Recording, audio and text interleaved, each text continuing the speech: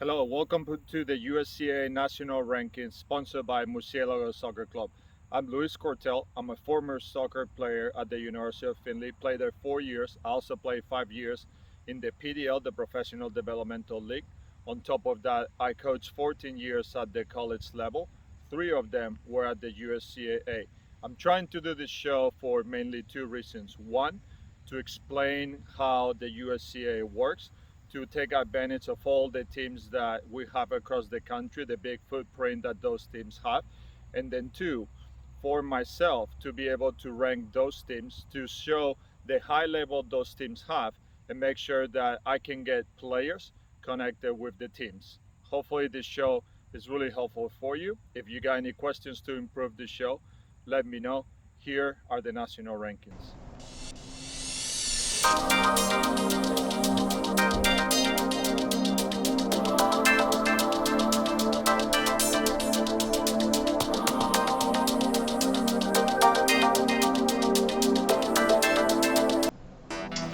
So just to clarify something, I am posting records based on what I find on the USCA schedule website. So for example, here is a team and all I saw is one game. So as you can see, the strength of schedule there, you can see that both of these teams are tied for ninth. Paul Smith both with a loss, and as you can see, the strength of schedule is very low, basically just registering. But as the team starts playing more and I gather more data, then I'll be fixing some of the scores. So PSU, Greater Allegheny, PSU, Penn State University. But look, they play a tougher opponent than the other two, and then look at their schedule. Three of them have the same record, but the schedule matters. Who you play matters. Same thing here. All right.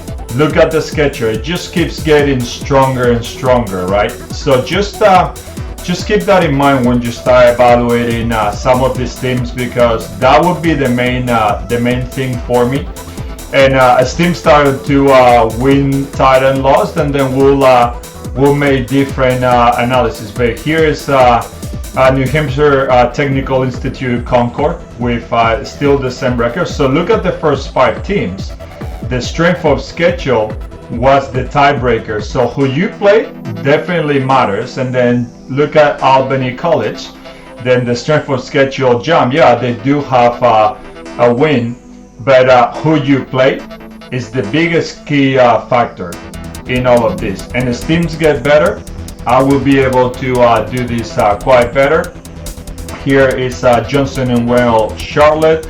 Look, 2 losses, but look, the losses are against higher level teams and the wins is against a fairly strong team. So that's the thing. If you play good opponent, even if you lose, your strength of schedule is higher. I would also consider head to head. In these 5 times play College of Albany and beat them. So that same record, but the ranking is much higher because the strength of schedule really matters here. Penn State Brandywine, one game, one win, but look at the strength of schedule, not that tough. So just keep that in mind as we go over the weeks. I'll keep explaining this, and then hopefully we'll get a clear winner. Here's Andrews University, 1 win, 1 tie. Look at the strength of schedule, how high it goes, because they play 2 strong opponents. And they got a win and they got a tie against a strong opponent. Let's go to Division 1 now.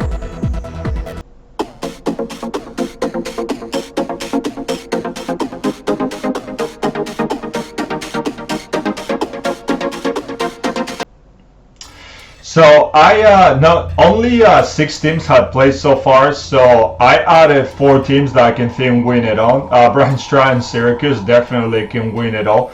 They might not even lose a game during the regular season, so keep an eye for them. Very, very strong team.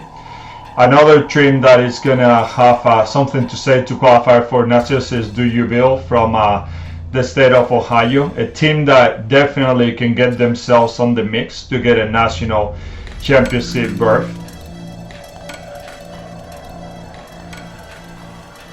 Next team in the schedule is the most controversial name, Mississippi University for women. They do have men as well.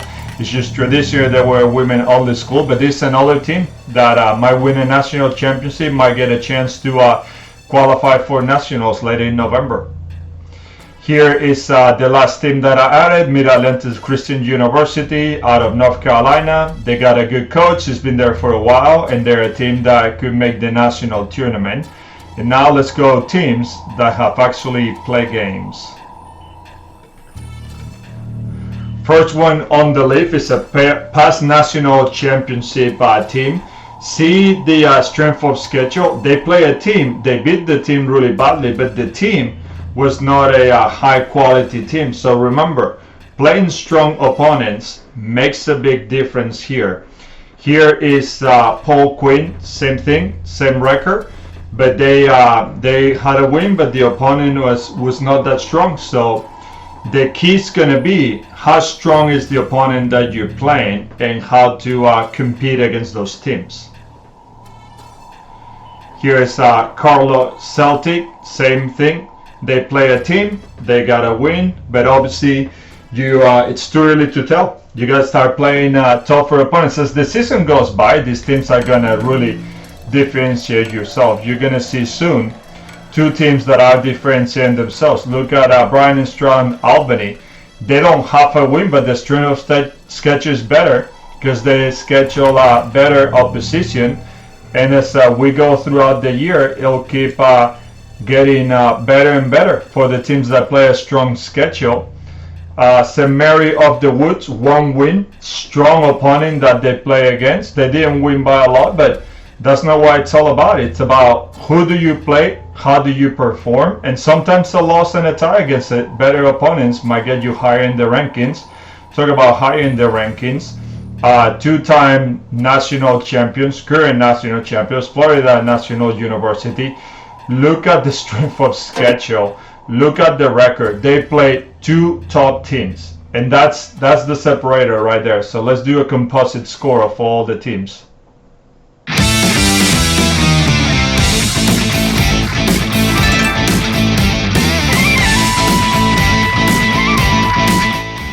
Here's the list. The blue, it means equal. This is going to change, but this is a composite score. So this is a combination of both the Division 1 and Division 2. So hopefully you enjoy these rankings.